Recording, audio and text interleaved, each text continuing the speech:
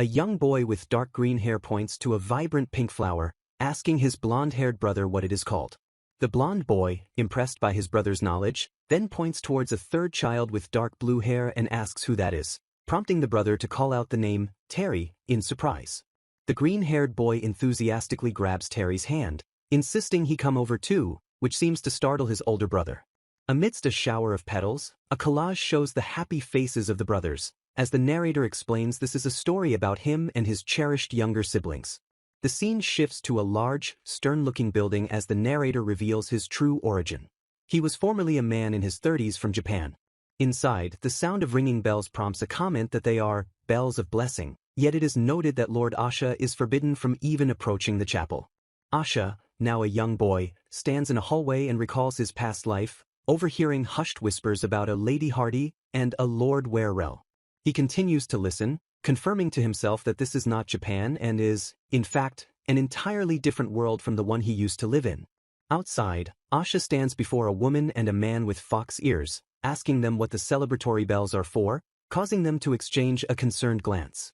The fox-eared man, Werrell, urges his female companion not to look so sad, as it only makes things harder for his highness, while a large bear-like man named Lord Helkoff watches, and Asha internally marvels at seeing a real beastkin. A man with blue skin and pointed ears, Lord Ikto, approaches and informs Prince Asha that the bells are celebrating the baptism of his baby brother, a revelation that shocks Asha. Still processing the news, Asha slowly repeats the words, "my brother," to himself.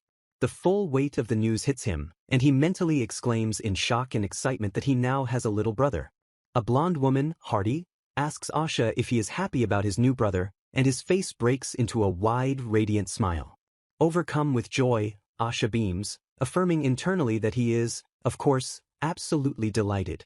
He eagerly asks when he can meet the baby, but then his thoughts turn serious as he wonders why he is excluded from the baptism, questioning if he might be the product of an affair. He turns to his attendants and asks for confirmation. If his father is the emperor, then doesn't that make him a prince, a question that visibly pains them.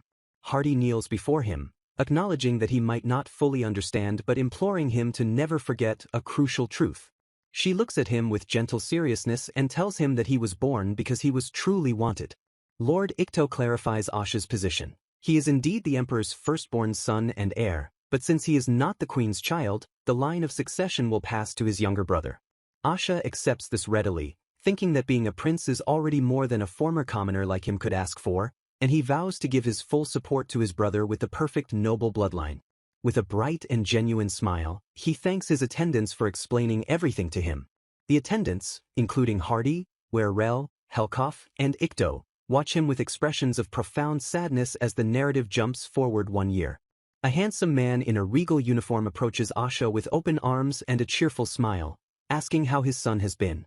The man, the emperor, lifts the now 4-year-old Asha, remarking how he's grown heavier and taller, while an info box clarifies Asha's full name and the fact that he is mentally a 30-year-old man. Asha greets his father with extreme formality, which the emperor finds amusing for a 4-year-old, as Asha internally notes his father's supreme authority over the empire. The narrator's thoughts provide a quick overview of his diverse retinue. Hardy is human, Werrell is a half-beastkin and half-elf, Ikto is of the sea folk, and Helkoff is a beastkin, all subjects of the vast empire. He reflects on the past year, having learned much through quiet observation, yet he still has not met his baby brother and feels a deliberate distance being maintained. Asha concludes that the root of all these problems is his father, and that the issues began with the previous emperor, his own grandfather. A simple family tree illustrates the situation. His father is the illegitimate child of the previous emperor and a mistress, who was subsequently raised as a count's son. A flashback shows an aide sternly telling the emperor that his actions are highly inappropriate. The memory continues with the emperor cradling a young Asha, lamenting that his son must be lonely due to their infrequent meetings, while an attendant insists he is damaging the dignity of his position.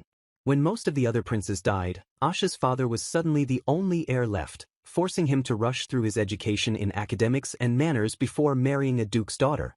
Suddenly thrust into the role of crown prince, he endured many hardships, a fact he brings up to Hardy, who quickly dismisses the idea of her own troubles and asks if Asha needs anything. Hardy explains that as Asha's nephew, he is growing so fast his shoes no longer fit, a comment that makes the emperor smile fondly. The emperor immediately calls for his aide, Lavsua, and orders that Hardy be given funds from his personal accounts to provide for Asha. Asha internally maps out his residence, the West Wing, noting its isolation from the main hall, and the East Wing where the main royal family resides, making him feel as though he's been hidden away like a nuisance.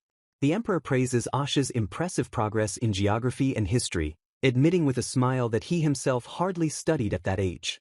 When his father asks what he wants, Asha earnestly requests to read more books, which pleases the emperor, who notes his son's diligence. The emperor asks Hardy about a library in the West Wing. She confirms its existence but states it's empty of books. He dismisses the impropriety of it and declares Asha can use his personal library instead. The emperor and his aide, Lavsua, share a silent, serious look following the decision. Turning to Lavsua, the emperor asks which library would be suitable for his son to use. Lavsua suggests the imperial library, and Asha joyfully thanks his father, excited by the prospect of learning more about this world, while the emperor beams, thinking his son takes after his clever mother. Not stopping there, Asha also expresses an interest in learning swordsmanship sometime soon. The emperor wholeheartedly agrees, placing him under the tutelage of Helkov and warning him to listen carefully to avoid serious injury. Asha responds with a crisp and enthusiastic, "Yes, sir." Just as the visit is warming up, an attendant interrupts to remind the emperor of his next meeting, causing him to lament how short their time together felt. The emperor looks wistfully at his son, acknowledging that as the ruler, he must set an example. Asha then timidly asks when he might be able to see his father again. Bypassing the question, the emperor gives Asha a tight hug, entrusts his care to Hardy, and strides off to his next appointment, remarking on his son's near-problematic perfection. As his father departs, Asha looks on with a sad expression, wondering if the day will ever come when he can finally meet his little brother. The emperor pauses to reassure Asha that he is a good boy, explaining the queen's hesitance to let the new baby out of her sight is due to her anxiety as a first-time mother. He then asks Asha to promise to be a good role model as a big brother, and Asha affirms without hesitation that he will. Time passes to an early summer morning, and Werel enters Asha's room, gently checking if he is awake. Asha, now 5 years old, asks where Hardy is.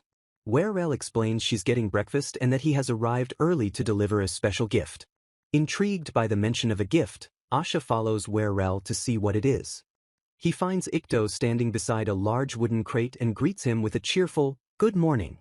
Werel questions the weight of the crate, but Ikto brushes it off, boasting that it's nothing compared to the time he carried a berserk grizzly bear.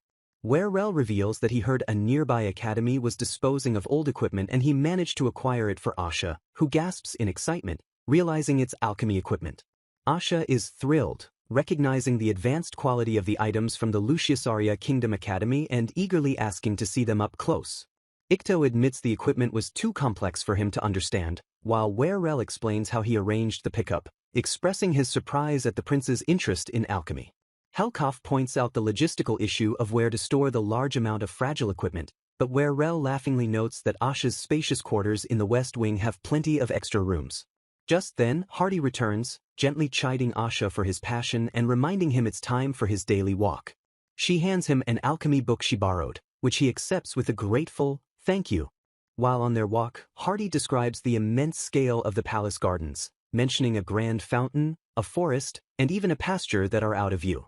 Asha marvels at the opulence, which includes 3 separate villas, feeling that it's an incomprehensible amount of space for someone who was once a commoner.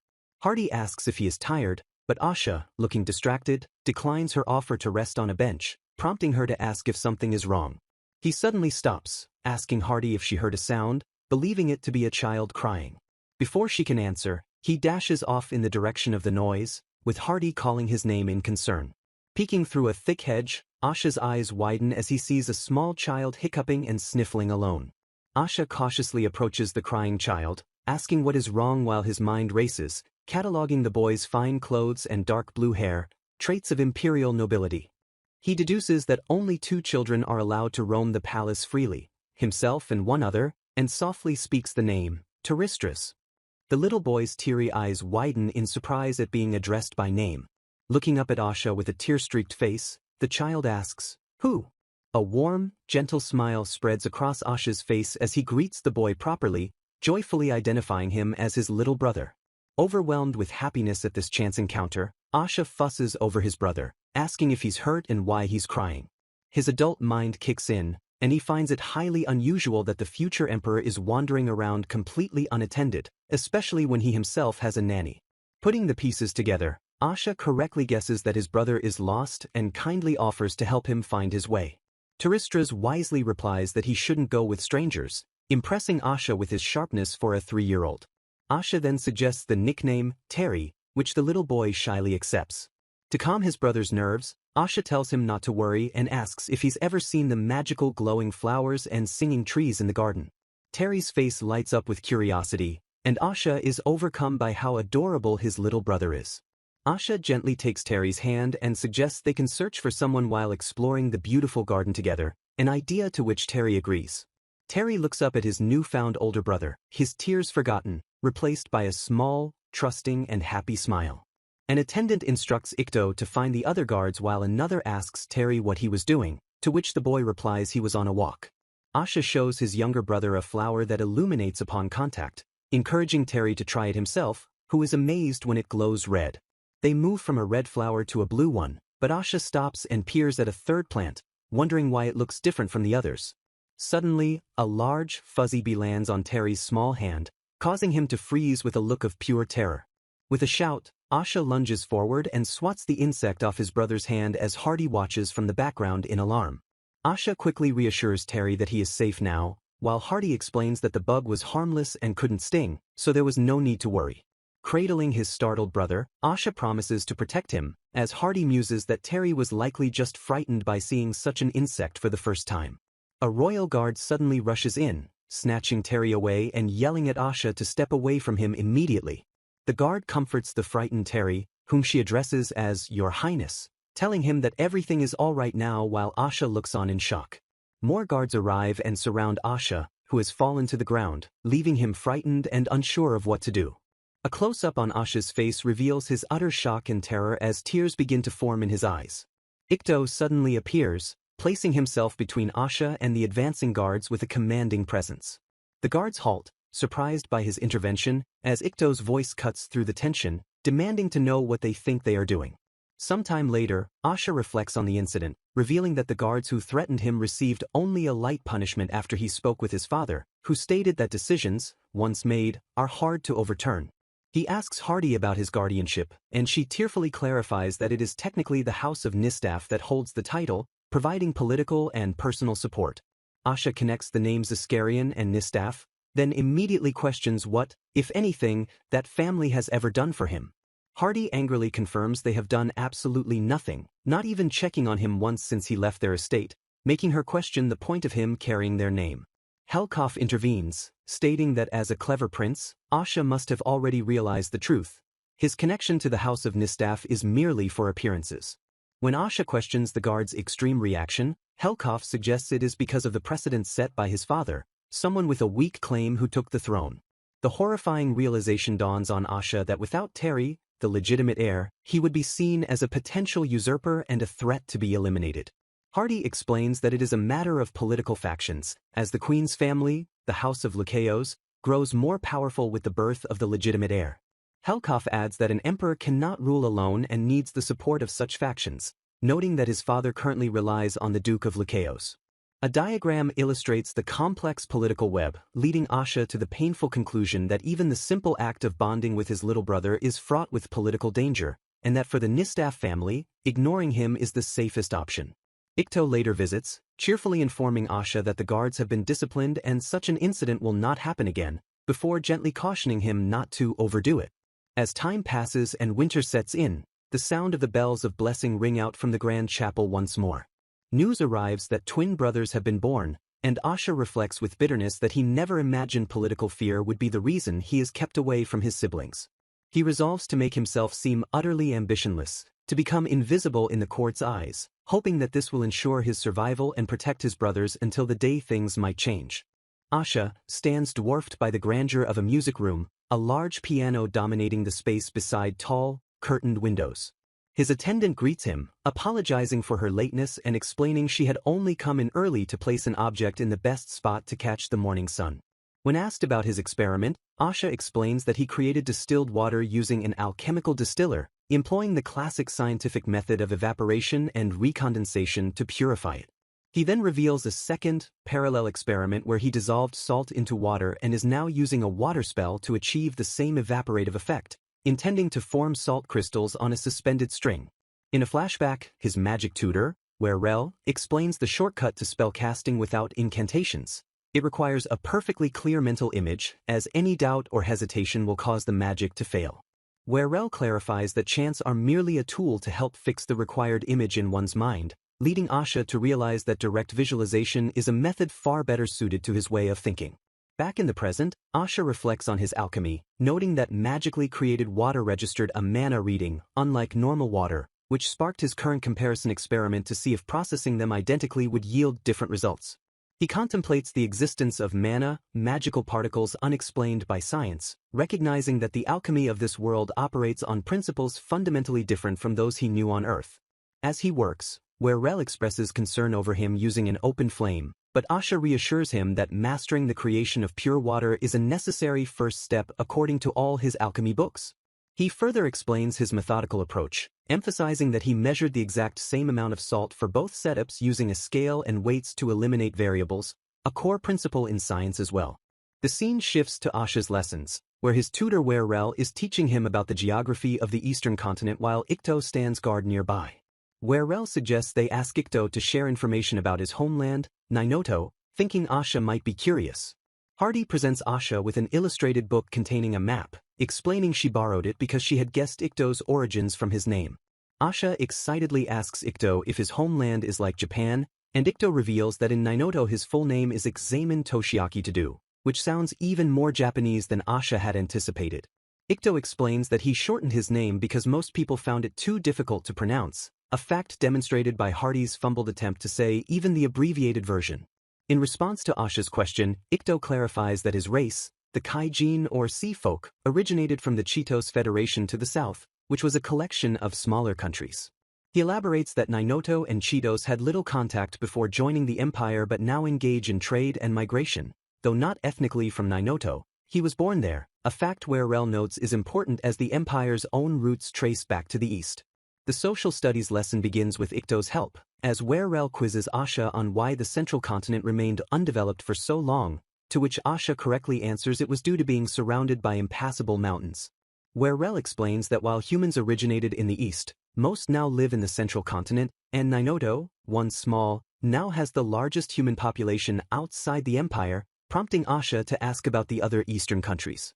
Ikto reveals that the east suffers from constant natural disasters, and after the empire's formation, it was simply more efficient for people to migrate to the stable central region than to endlessly rebuild. The disasters were described as relentless, coming from the sea, mountains, and sky every year, leading a shocked Asha to question how Nainoto could have possibly survived. Ikto explains that Nainoto is the most disaster-resistant region, where people stoically clean up and rebuild the day after any catastrophe, a resilience that reminds Asha of his past life in Japan. Fascinated by the cultural differences, Asha eagerly asks Ikto if Nainoto has its own unique warriors or monsters, like samurai or yokai. Ikto responds with a cryptic question, asking Asha if he has ever heard of curses that magic is powerless to undo. Asha recalls that different races use magic differently, beastkin for physical enhancement, elves for wind, and sea folk for water, while Werel adds that both elves and beastkin have their own legends about curses. A diagram illustrates that humans can use all elements but master none, leading Asha to ponder the nature of curses, questioning if they are separate from magic and can be cast by those without magical ability. Ikto confirms this is the central issue, beginning a story about a curse that supposedly originated from a creature with no magic at all. He calls it the Crab's Curse, a tale concerning a man with an insatiable appetite for crabs. The story continues, describing how the man ate crabs every single day until he developed a severe rash upon touching them, yet he was unable to stop his compulsive eating. Eventually, the man died from his condition, and the story became a cautionary tale that even a small life, if abused, can inflict a curse. Asha immediately recognizes the curse as a simple shellfish allergy, realizing with grim fascination that such conditions exist in this world and that magic offers no cure for them. This new understanding sparks a hopeful thought. If magic can't help, perhaps alchemy can. He reflects on his precarious position as the first prince, already entangled in political maneuvering, and begins to see his alchemy hobby as a potential blessing in disguise. Lost in thought, he continues to ponder the implications of this discovery. Returning to his experiment, he observes the results. The magically created water produced smaller, misshapen salt crystals, and he makes a mental note to improve the consistency of his setup next time.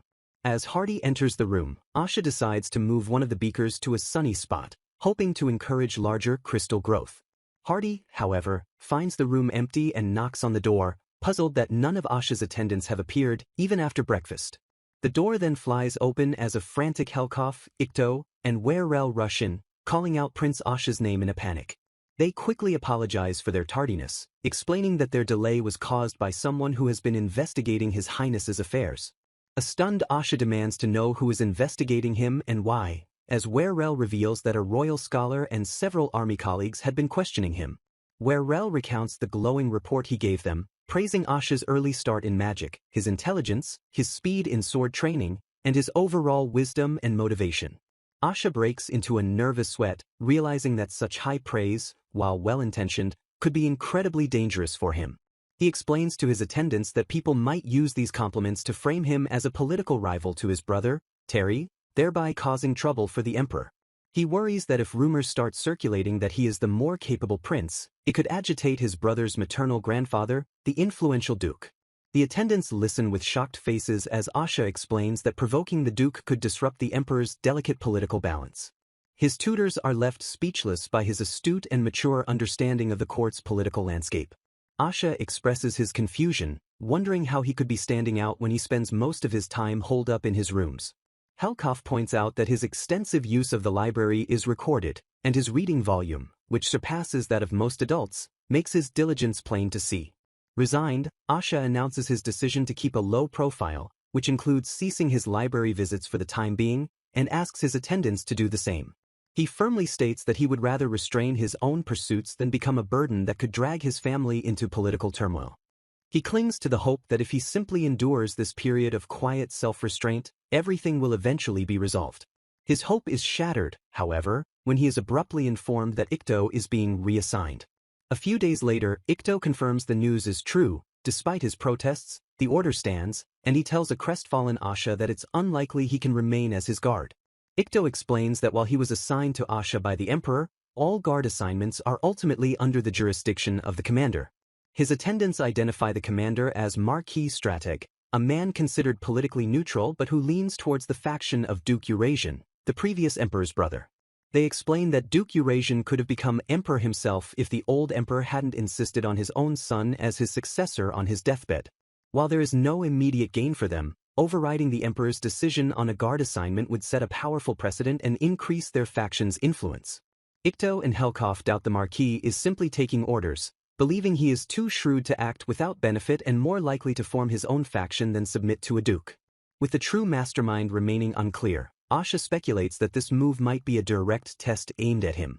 He reasons that someone is trying to gauge his character, whether he is the type to passively accept unfair treatment or if he will take action to stop it. With firm resolve, Asha declares his intention to retaliate so forcefully that they will not dare to try something like this again. His attendants express concern that this could create more trouble, but Asha's frustration has boiled over, and he refuses to stand by any longer.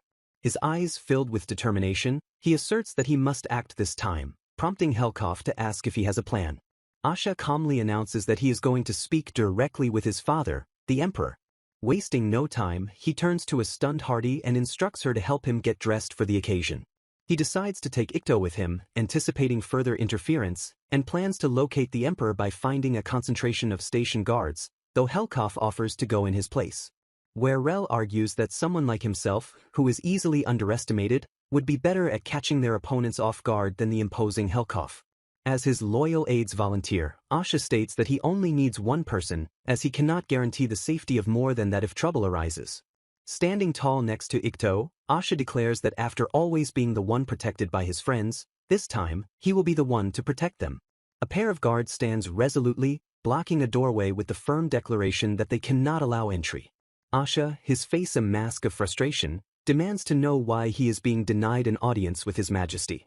A guard states that the emperor has given no such permission for interruptions, especially after the disturbance Asha caused a few days prior, leading the young prince to the cold realization that they hold no respect for his title.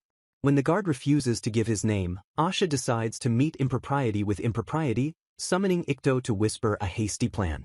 As the guards watch in bewilderment, Asha calmly removes his outer shirt and prepares to make his move. He holds out the garment, boldly inviting the guards to search him if they are so suspicious of his intentions. In a swift motion, Asha throws the cloth over Ikto's head, blinding him as the guards look on, still processing the bizarre turn of events. With Ikto temporarily unable to see, Asha signals to an unseen party that now is the time to act. Ikto seizes the moment of confusion, charging past the stunned guards and forcing a path open. Having breached the perimeter, Ikto turns and urgently shouts for Prince Asha to follow him through. The commotion draws the shocked attention of other nobles and officials who are gathered in the corridor. The emperor, alerted by the noise outside his office, looks up from his work with a start, wondering what trouble Asha has gotten into now. Asha enters and bows formally, apologizing to the emperor for his sudden and disruptive intrusion. He explains that the guard outside was treating him as a threat, leaving him no choice but to force his way in to prove he carried no ill intent. The emperor, his expression stern, dismisses the offending guard with an order to report to his commander immediately, then calmly invites his son to enter. Though pleased that his father reacted to his name, Asha gets straight to the point of his visit, stating that he has heard Ikto is being reassigned. He asks his father directly if this was his decision, but the emperor looks surprised, admitting he had heard nothing about it. Asha then sees that the man his father was meeting with is Marquis Strateg, who smoothly explains that rotating the palace guard every few years is merely standard protocol. The emperor expresses his trust in Ikto and his wish to keep him assigned to Asha, but the prince internally seizes on the fact that if the transfer were routine, Ikto would not have described it as sudden. The Marquis mentions a need to increase personnel at Asha's residence due to staff shortages, a move Asha instantly recognizes as a pretext to install a new guard of the Marquis's choosing. Asha watches the Marquis with narrowed eyes, thinking that the man is a shrewd operator who never misses an opportunity for personal gain. Out in the hall, Hardy passionately questions why the emperor's own son must be subjected to such treatment and denied access to his father. Asha gently comforts her, explaining that while he would like to see his father, he would rather avoid the political blowback, and assures her that they have already achieved something valuable from this confrontation. He reveals his strategic victory. The emperor has agreed to set up a direct emergency line of communication between them, a lesson Asha learned from the Marquis himself. Even in a fall, one must gain something. Later, Asha and his retinue discussed the fallout. The guards who drew swords on him resigned, but rumors are spreading that Asha had them fired, and he now worries that the Marquis has taken a personal interest in him. Hardy suggests the Marquis's primary motivation is likely his ignorance about Asha, but also raises the possibility he intends to plant a spy in their midst. Asha agrees that to the scheming nobles of the court, his quiet life dedicated to alchemy must seem suspicious and worthy of investigation. He openly wonders about the Marquis's endgame. If Strateg believed he truly had ambitions for the throne, would he try to stop him or attempt to use him for his own purposes? Helkov posits that the Marquis, wanting to protect his current power, would naturally support the emperor's stable rule and would therefore not want a prince with a weak backing like Asha to gain any more attention. Frustrated by the palace politics, Asha realizes the Marquis likely wants to send in a guard to probe his true intentions, and decides to turn the tables by using the spy to discover the Marquis's own plans. He resolves to maintain his current persona as the quiet, alchemy-obsessed prince, hoping that once everyone is convinced he has no ambition, he will finally be allowed to meet his younger brothers. He believes he can simply wait out these political annoyances, a thought he would soon find to be deeply mistaken. His naive hope is shattered when a new guard arrives to inform Ikto that Marquis Strateg is summoning him for a document confirmation, and that Asha must come along as well. The newcomer brightly introduces himself as Revan, Asha's new personal guard, and dismissively tells Ikto that his services are no longer needed. Asha is inwardly seething at the blatant disrespect, as Revan entered and spoke without any permission, a clear breach of etiquette that showed he was looking down on the prince. Revan announces his intention to conduct an inspection, but Hardy curtly informs him she has already done so. Asha concludes that Marquis Strateg has sent a truly nasty individual to test him. When Revan condescendingly insists he can't leave such work to a lady, Hardy icily tells him to stand against the wall and stay out of the way.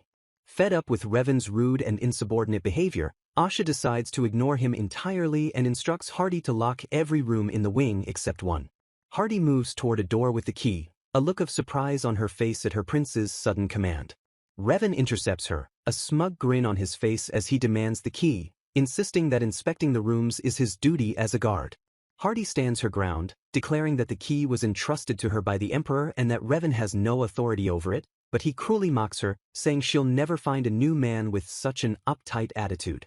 The insult hits its mark, as Asha realizes with horror that Revan made the comment fully aware of the fact that Hardy is a widow. Filled with a protective rage, Asha thinks of Hardy's tragic past and how his parents took her in, finding Revan's mockery unforgivable, and tells her to proceed with his music lesson. A brief flashback shows how Asha's parents offered Hardy the position of his nursemaid after her husband died, leaving her and her daughter with little support. Back in the present, Hardy begins the lesson at the grand piano while Revan casually walks away from the confrontation. Asha watches Revan's supposed guard patrol, seeing it not as a security check but as an attempt to case the residents and provoke him into a reaction. When a knock sounds at the door, Revan taunts Hardy, asking why she is so on edge and offering to babysit the prince while she answers it. He continues to needle her, asking with a smirk if an unwelcome guest has arrived, prompting Hardy to coolly suggest that he can answer it himself if he's so concerned. Revan refuses to leave his post, so Asha, guessing the visitor is Helkoff, instructs Hardy to check the door. Changing his mind, Revan decides to open the door himself, leaning out to see who has arrived. Now alone with Asha, Revan remarks that the sparsely furnished room looks like they are hiding something, but Asha knows the truth is that his wing has always been this empty. The new guard then curiously inspects Asha's alchemy equipment, asking what the glass thing is, clearly having no familiarity with a simple beaker. As Revan smugly examines the salt crystals, asking if they are magic items, Asha's irritation grows, only to be interrupted by the sound of his friends returning. A small, chibi-style panel shows Asha at his desk, a plan beginning to form in his mind. He realizes that Revan himself has created the perfect opportunity. By insisting they be alone together, the guard has made himself vulnerable. With a determined look, Asha reaches for a container of chemicals near the fireplace. A brilliant flash of light suddenly erupts from within the room. Hardy and Helkoff burst through the door, yelling Asha's name and demanding to know the source of the loud noise. Hardy lets out a horrified scream as she sees blood dripping from the prince's outstretched hand. Ikto immediately tackles Revan, who is protesting his innocence, while broken glass litters the floor around them. As the guard struggles, Asha coolly observes the scene he has orchestrated, noting the political implications of being injured while alone with a guard sent by the Marquis. He then turns to the panicked Revan with a chilling smile and asks if he doesn't agree that this is quite a problem. Revan can only stare back in sweat-soaked terror, the full weight of the frame-up crashing down on him. Playing the part of the victim, Asha states that he wants to avoid a fuss but suggests they summon a doctor and inform the Marquis of the incident. As a sputtering Revan is dragged away, insisting the injury was faked, Asha internally admits to using the concentrated salt water from his experiment and braces for the scolding he knows is coming. Revan's cries echo down the hall as he complains that the salt water splashed on his face burns intensely. Later, as a physician tends to his minor injury, Marquis Strateg stands before Asha and offers a sincere apology, admitting the incident was a result of his failure in personnel selection. Hardy furiously recounts how Asha only asked the doctor if his hand would heal before his next meeting with his father, a simple question that was not a threat, while Asha knows the Marquis only apologized to prevent the Emperor from hearing about it. In the end, the rude guard Revan was dismissed with a formal apology, after which Asha was thoroughly scolded by his entire retinue for his dangerous and painful scheme. The Emperor, while acknowledging the extreme nature of the method, granted Asha the authority to select his own guards as a result. Asha and his loyal attendants share a moment of relieved laughter, celebrating the fact that the risky plan succeeded and brought them a measure of peace. The peace is short-lived, however, as immediately after the celebration, Asha finds himself being scolded all over again, this time by all 4 of his attendants at once. At 7 years old, while studying, Asha has a startling epiphany. He now understands that Marquis Strateg's political rival is attempting to get close to him, which is why the Marquis targeted him in the first place. He questions why anyone would bother with him, as he is the lowest-ranking prince and his attendants lack high status or significant connections within the palace. It's revealed his attendants used their own contacts to investigate the strange reassignment attempt and uncovered this information. His retainers explain that because he possesses royal blood, he represents a high-risk, high-reward gamble for families seeking power, much like his own father's unexpected rise to the throne. They reveal that Marquis Strateg has ties to foreign nobility, and the attempt to control Asha is fallout from a power struggle abroad. Asha understands that since the empire is composed of multiple nations with their own noble classes, he is seen as the perfect pawn for an ambitious faction looking to expand its influence. Hardy gently interrupts his dark thoughts, urging him not to speak in such a way and suggesting they move on to breakfast.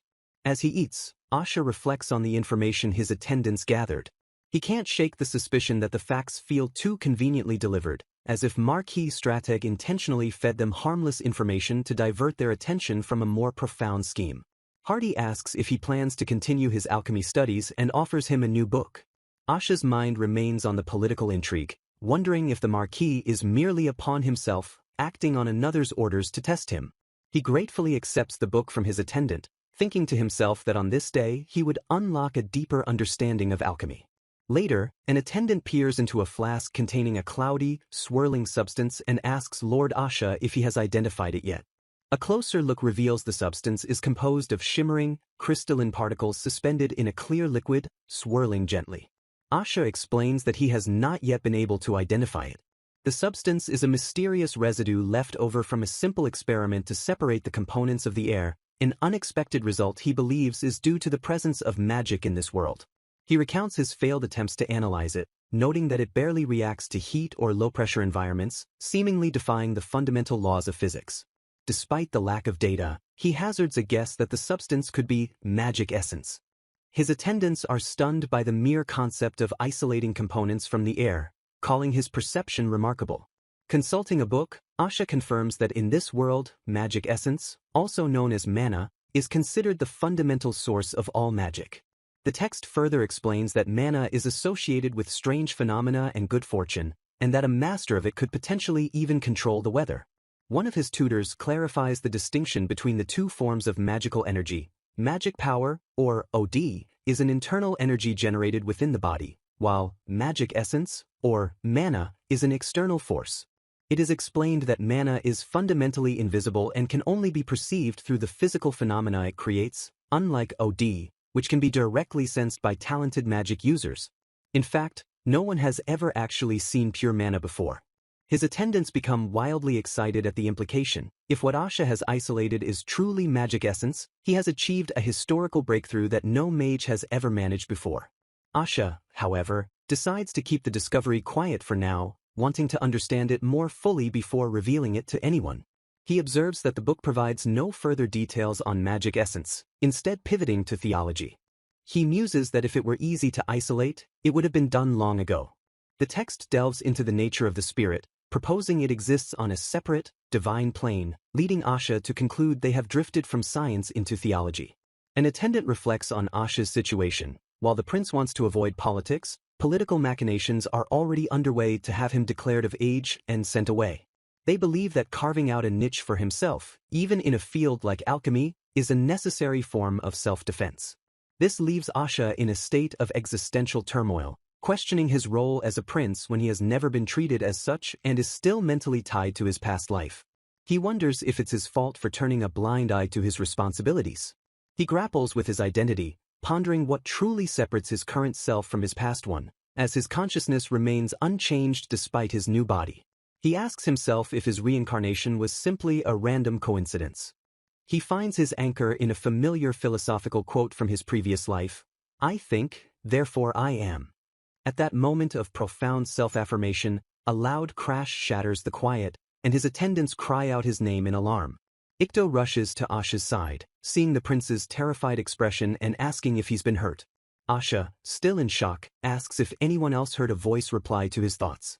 He explains that as he affirmed his own existence, a voice from the flask finished his thought, stating, "I exist," and then asked, "Who are you?" The voice from within the flask then speaks again, declaring its own self-awareness. "I am the one inside this flask." Asha stares with wide eyes, trying to comprehend the impossible event that just occurred. The thought strikes him with a mix of scientific curiosity and primal fear. Did he just capture a ghost? He quickly reasons that if the entity is self-aware, he can no longer treat it as a mere scientific sample, especially since it might be the ghost of a relative, given that his quarters were once a royal chamber. A blank page signifies a moment of quiet contemplation or a transition in the scene. Asha stands before his attendants in his lab, beginning to explain the bizarre situation with the flask. His attendants are baffled by his summary, asking for a more detailed explanation of how stimuli could have possibly triggered self-awareness in the substance. He clarifies that the entity, which he calls I, has only just become self-aware within the flask, possesses a very limited vocabulary, and seems to be able to communicate only with him.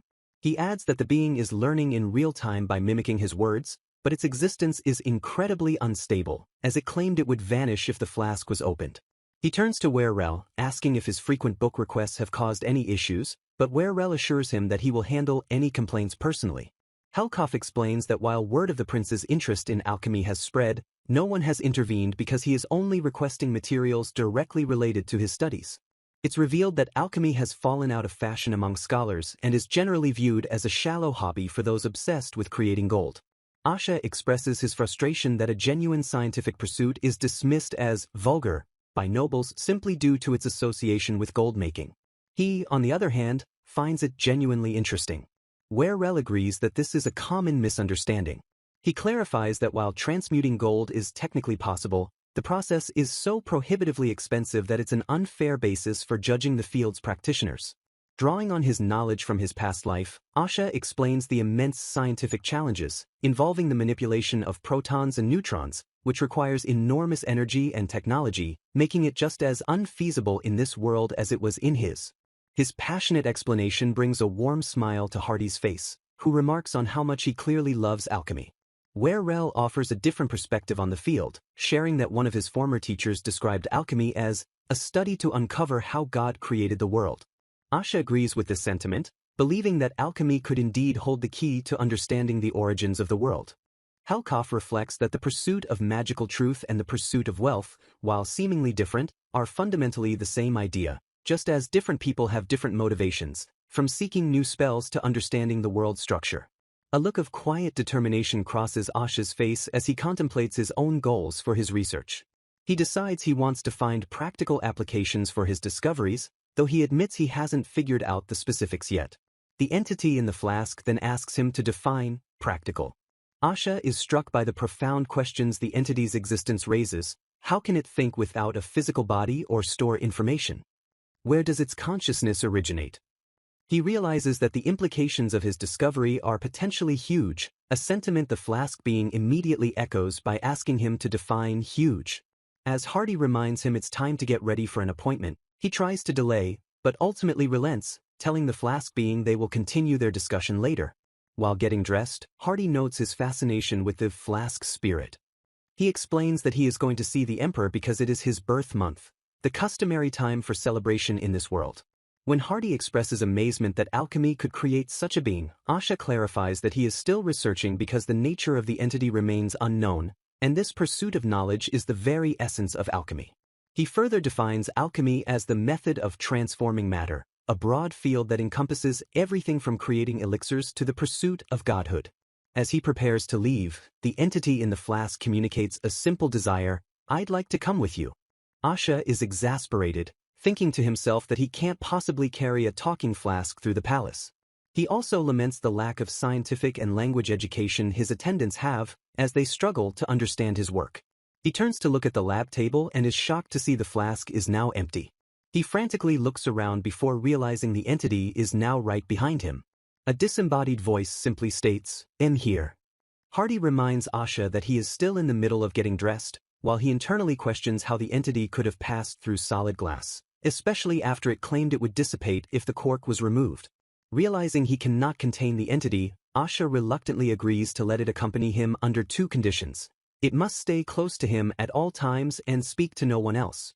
The entity acknowledges the terms and begins its observation of Asha, who notes that the flask-born being is developing at a rapid pace. During his birth month celebration, the Emperor warmly thanks Asha for being born and expresses his joy at spending another year together.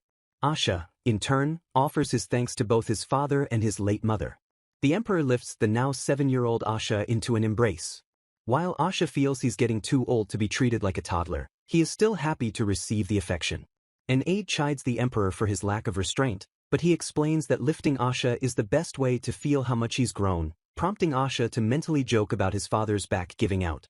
As a birthday present, the emperor gifts Asha several trunks filled with newly made clothes, hoping that he will like them. Asha expresses his genuine gratitude, as this annual gift is something he always looks forward to. The gift includes a wide array of clothing, from formal wear to sleepwear. Hardy reflects on the hidden truth behind the gift. Since Asha's official guardian, Count Nistaff, neglects his duties, the prince has no personal tailor, making this his only opportunity all year to acquire new clothes. She had advised the emperor on what to get, framing necessary items as things Asha wanted. Asha notes that he received 2 sets of formal wear, though he had hoped for more practical clothes since he only wears such outfits when meeting his father. The emperor then tells Asha there is something else he wishes to discuss. The emperor announces that the royal family of the Luciusaria kingdom will be making a courtesy visit next month, and he has arranged for Asha to attend a tea party held in their honor. Asha is immediately nervous about attending such a formal event, but his father reassures him by mentioning that a prince and princess of a similar age will also be present.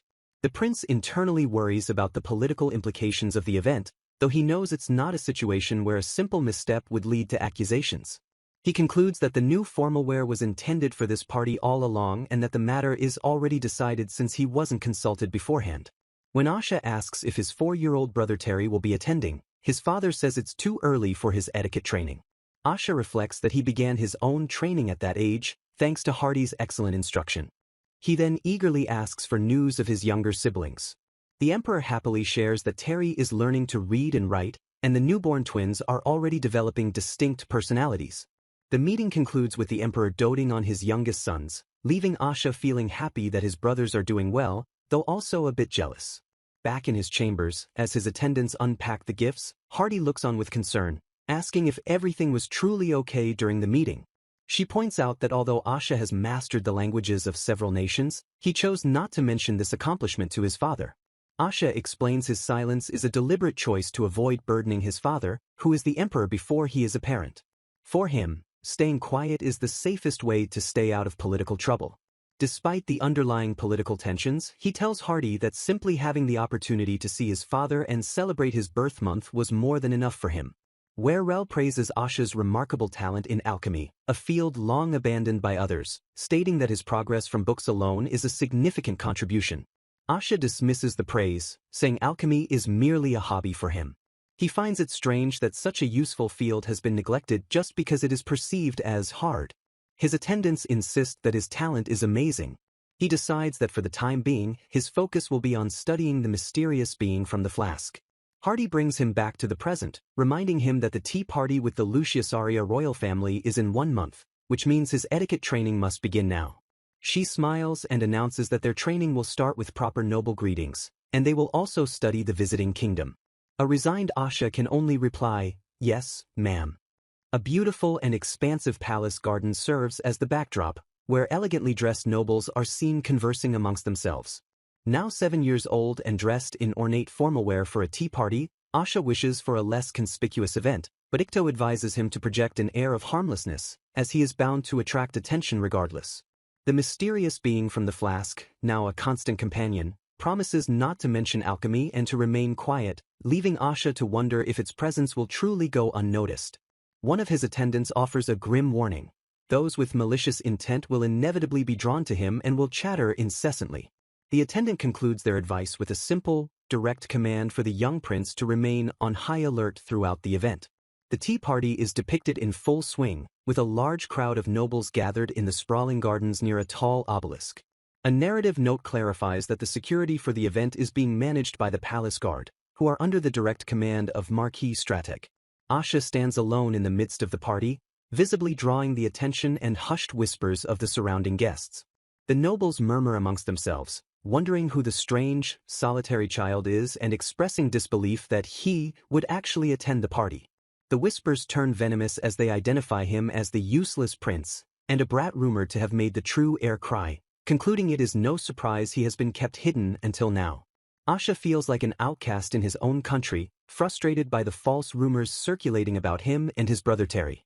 He realizes with a start that the party began without him being told where to go, and his father has not even been informed of his arrival, A deliberate slight he recognizes as a dereliction of duty by the staff.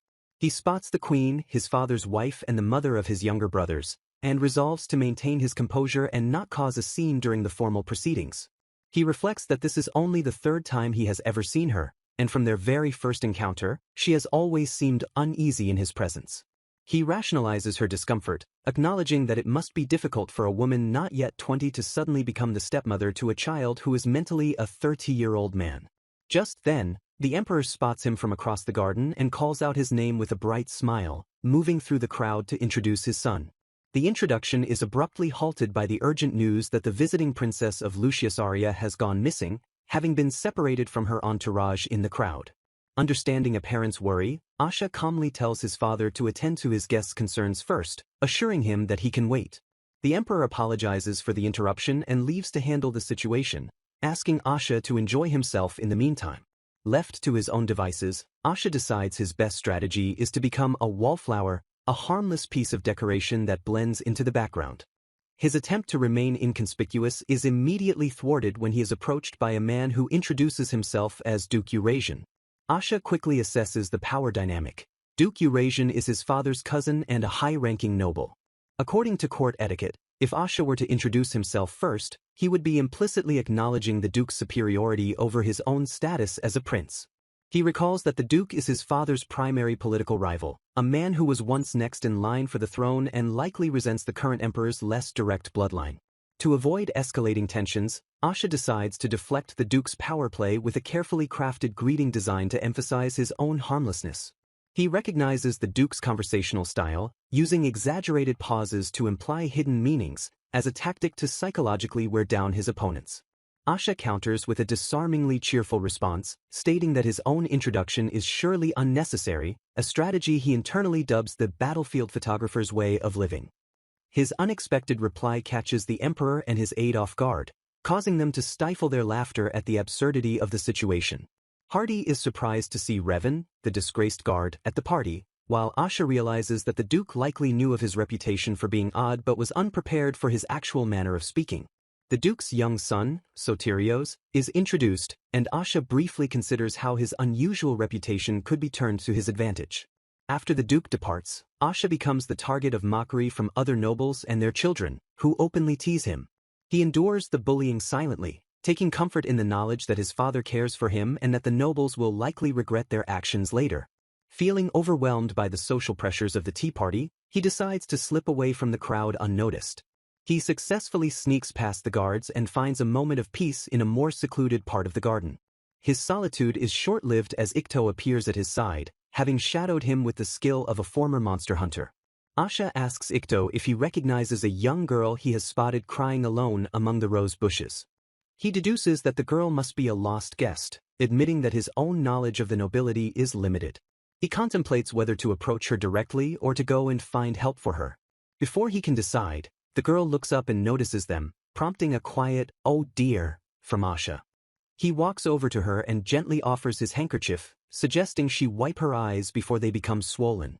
The girl thanks him and apologizes for being seen in such a state, while Ikto assures her that he knows the way back to the party. Asha introduces himself and offers to guide her back once she has calmed down. The girl says that those close to her call her Diora and agrees to address him as Asha-sama, though he tells her the honorific is unnecessary. Diora shyly admits that she rarely has the opportunity to see a garden, so Asha begins to point out the magnificent roses and other rare flowers to cheer her up. Her sadness lifts as she sees flowers she has only ever read about in picture books, and a bright smile finally breaks through her tears. Now in his element, Asha enthusiastically offers to show her other rare species in the garden, such as the peacock's tail plant and the star-dust grass. Diora says she has not seen those, but she did spot the jewel beans earlier. Impressed by his knowledge of the garden, she compliments him, but he humbly admits he only memorized the plants from a book for his brother Terry, and suggests they should head back. Changing his mind, he declares they should at least see a few more rare plants first, an idea that Diora eagerly agrees to. They find the blaze flowers, and it is Diora who proves to be more knowledgeable, explaining that the flowers were once mistaken for signal fires in legends. She is initially hesitant to share her knowledge, explaining that her brothers told her it was shameful for a lady to show off, but Asha encourages her, saying he wants to learn. Her enthusiasm proves to be unstoppable as she excitedly points out the jellyfish grass and explains the nature of jellyfish to a fascinated Asha. He finds her earnest passion for learning to be heartwarming as she continues to share her knowledge. Their peaceful tour of the garden is abruptly interrupted by the arrival of Marquis Strateg. Seeing the Marquis, Asha quickly makes his excuses, stating that he has other matters to attend to and attempts to leave. A guard with the Marquis questions Diora about her association with Asha. She worries that she has delayed him, but he reassures her that helping a crying girl was more important. One of the guards addresses the girl as Princess Neldiora, revealing her royal status. The attendants quickly realize that Diora is the missing princess of the visiting Lucius Aria delegation, and she explains that she was lost until Asha rescued her. Another guard identifies Asha as the first prince of the empire, which leaves Diora in a state of shock. Asha finds himself in a difficult position, unable to speak normally after his odd encounter with the Duke, but afraid of the consequences if he speaks strangely again. He decides that the safest course of action is to simply smile silently as Diora becomes increasingly flustered by the revelation. As they are parted, Diora thanks him once more for his kindness, while Asha internally reflects that it is unlikely they will ever have the chance to meet again. He feels that simply knowing she was grateful is enough to make him happy. The scene shows him looking at something with a fond expression. Some time later, Asha is seen opening a letter, a look of sudden understanding on his face. The letter bears a royal seal, and he realizes that there is another way to communicate with the princess. Hardy delivers the mail, informing him that this is the third letter Diora has sent, and advises him to reply quickly, confirming his suspicion that the princess is being prevented from seeing him in person. Helkoff explains the situation. Diora is staying in the main hall, but Asha's residence in the West Wing is so heavily guarded that no visits or letters are being allowed through. The princess eventually complained to her father about the lack of replies. The king of Lucius Aria then spoke directly with the emperor, which revealed that the letters were being deliberately withheld. As a result, Asha is now able to communicate with her through official channels. When a visitor asks if he enjoyed the tea party, Asha replies that he was actually busy with his alchemy practice. He reads Diora's letters, which apologize for her not recognizing him and thank him for his help, but are mostly filled with her thoughts on the garden plants they didn't get to see, written in impressive handwriting for her age. Ikto returns from an intelligence-gathering mission, revealing that both Duke Eurasian and Marquis Strateg have familial ties to the Lucius Aria kingdom. He also uncovered a now-abandoned plan to send Asha abroad to gain independence, which the emperor vetoed out of concern for his son's safety, a concern prompted by Asha's own efforts to hide his talents. Hardy reports that since the tea party, rumors have been spreading that Asha is dull and ignorant, a result of his battlefield photographer act. She finds this absurd, stating she has never known anyone as brilliant as him, but he cannot bring himself to admit that he was deliberately pretending.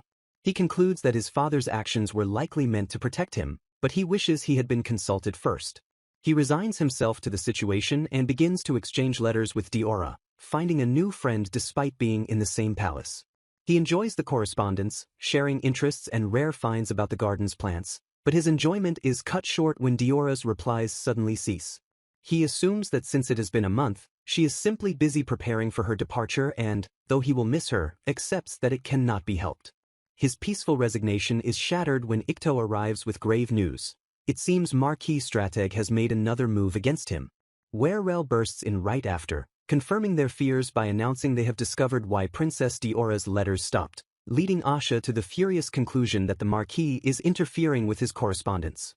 Werrel explains that the Marquis is close with the king of Lucius Aria and persuaded him to reduce the frequency of the letters.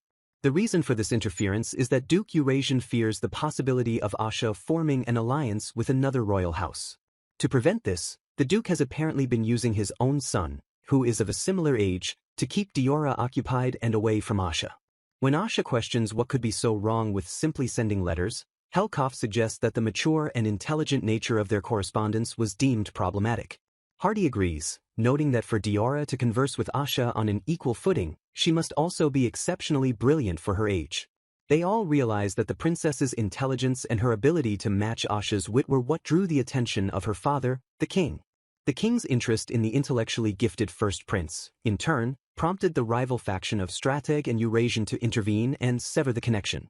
Despite the political obstacles, Asha sits down at his desk, determined to write another letter.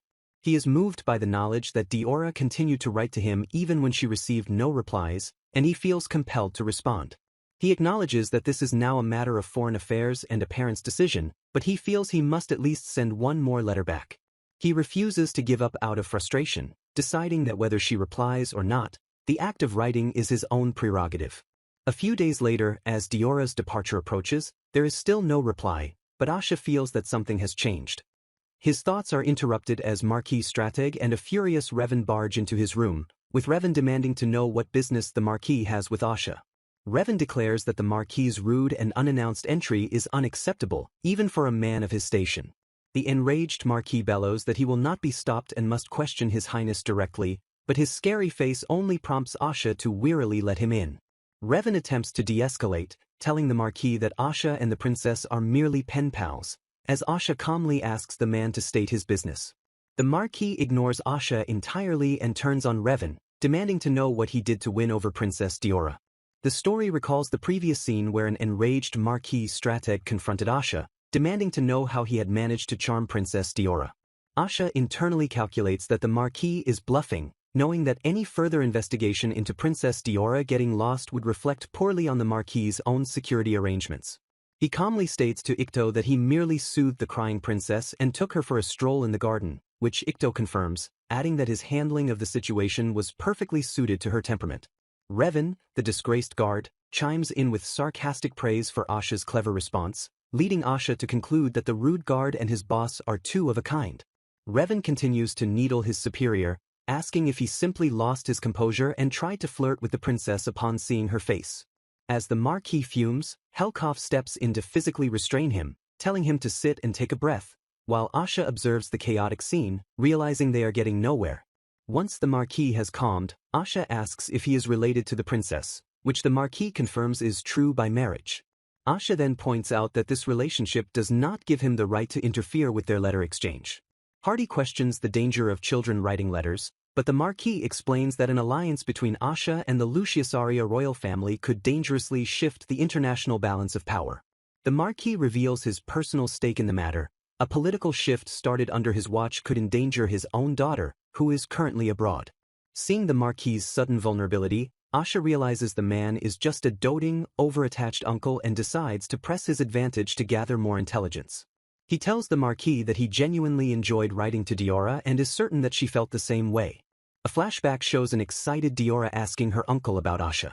In the present, Asha praises Diora's intelligence and potential, correctly guessing it will appeal to the Marquis's pride. The Marquis accuses Asha of leading the innocent princess astray with his words.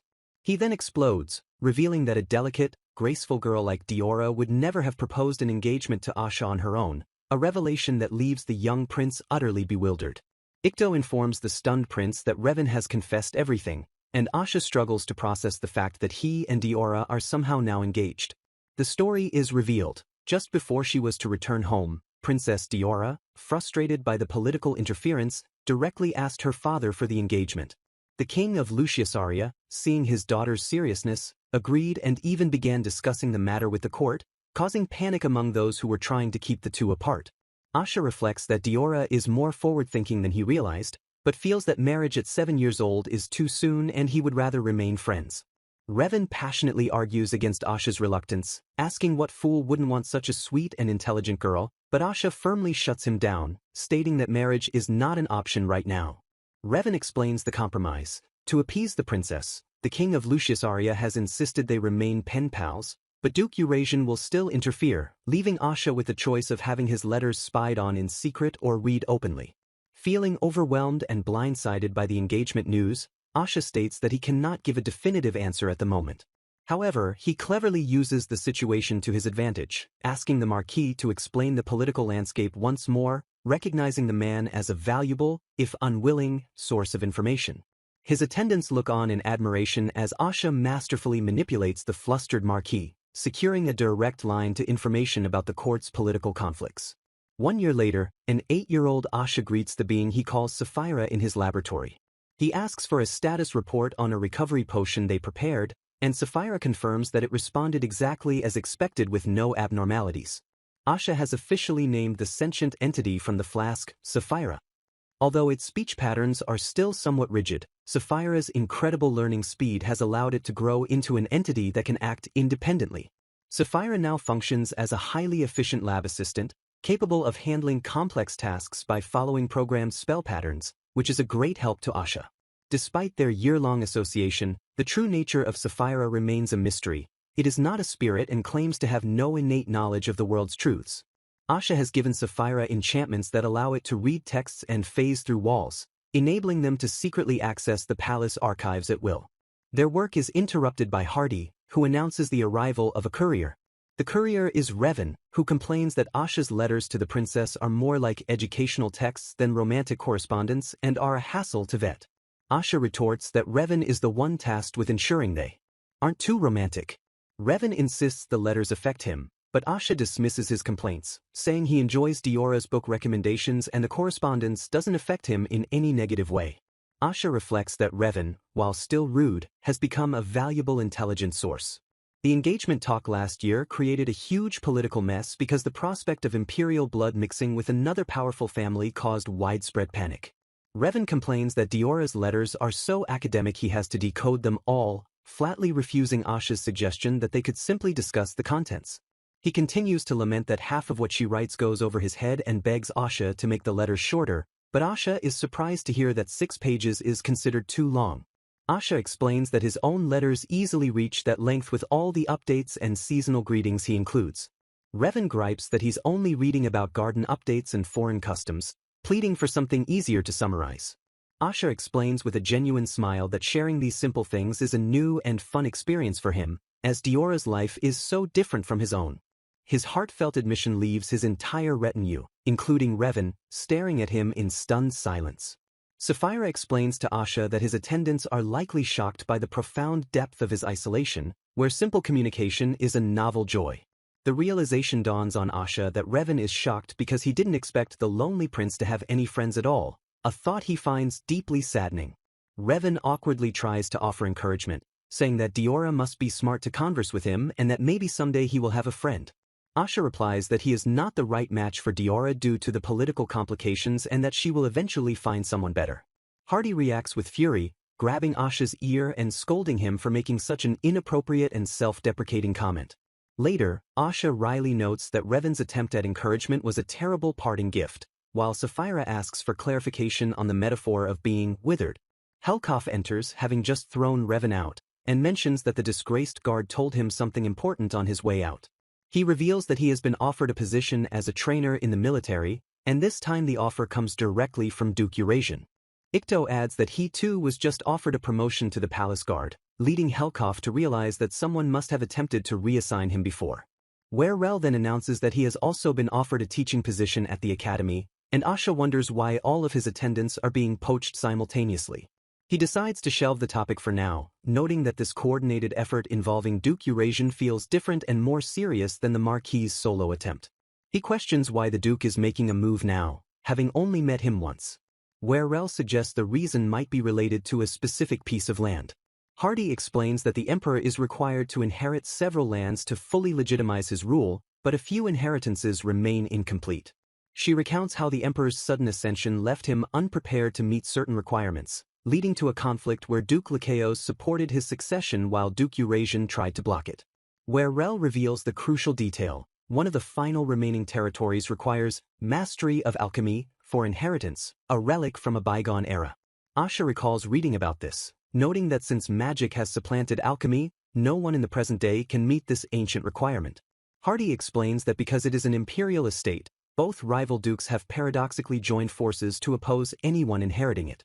Asha realizes they now see him as a potential claimant due to his known interest in alchemy. The complex political situation is laid bare.